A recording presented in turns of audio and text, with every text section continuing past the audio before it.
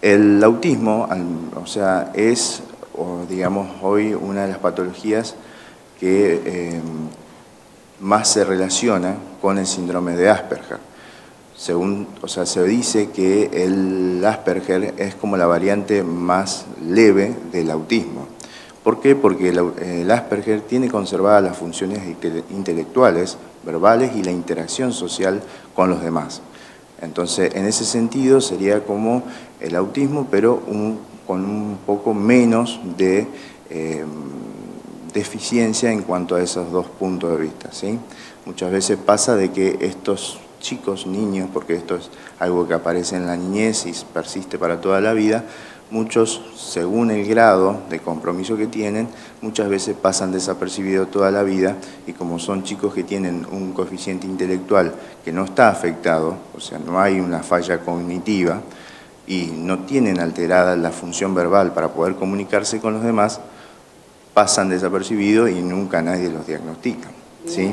¿Y cómo se tratan estos tipos de pacientes a lo largo de su vida? Bueno, a lo largo de la vida, lo primero que hay que hacer es identificarlos, obviamente, y en esto tiene mucho que ver todo lo que es la tarea, en mi caso por lo menos, de la escuela.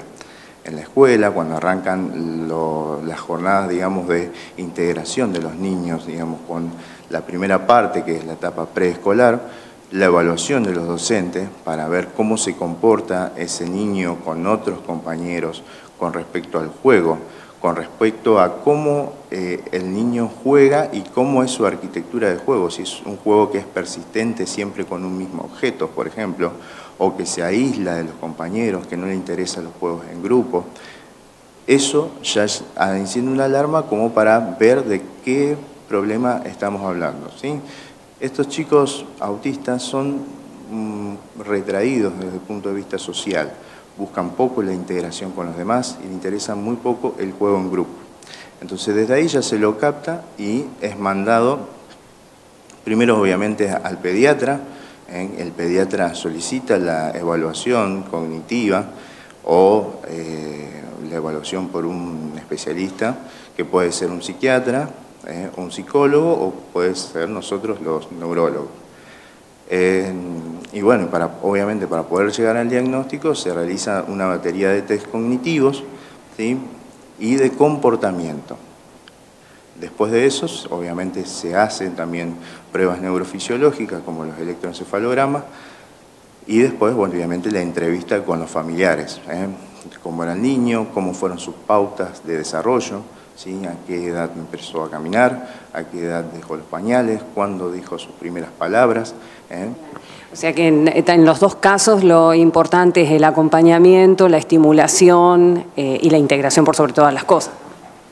Sí, lo más importante de todo esto es que, por ejemplo, en el Asperger, que no es un niño que tiene un componente cognitivo, o sea, no es un chico retrasado, que no tiene un problema mental, ¿sí? Que tampoco tiene una capacidad, digamos, disminuida desde el punto de vista verbal. Puede comunicarse con los demás, puede, digamos, aprender. El problema está en su comportamiento, cómo se comporta con los demás, ¿sí?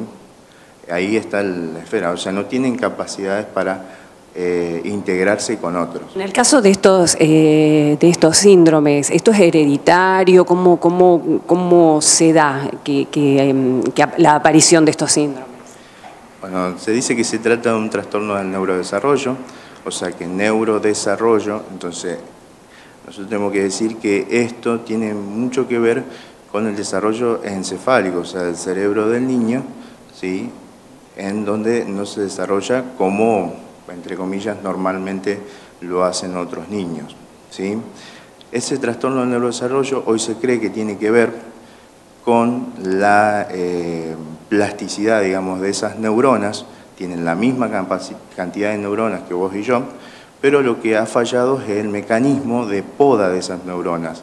Las neuronas tienen como unas ramitas que se conectan unas con otras, y eso hace que puedan integrarse y, o sea, generar el conocimiento, generar las emociones y todo eso. El tema es que acá hay una alteración desde el punto de vista de la poda, o sea, de cortar esas ramitas de más que tienen. Y obviamente eso tiene que ver con algo genético, pero genético del niño, digamos, ¿eh? No es que es algo que viene de generación en generación, digamos. Y hoy por hoy, con el avance de la ciencia, se puede lograr que estos niños que padecen estos síndromes puedan llevar una vida lo más cercano a la normalidad, ¿no?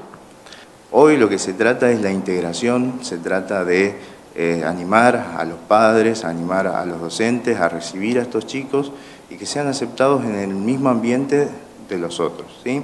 ¿Por qué? Porque eso también los integra y a ellos les genera, o sea, digamos, una mejor autoestima. Esto está totalmente probado, incluso he visto varios chicos ya trabajando en algunos colegios de acá de Las Rosas y se llevan muy bien.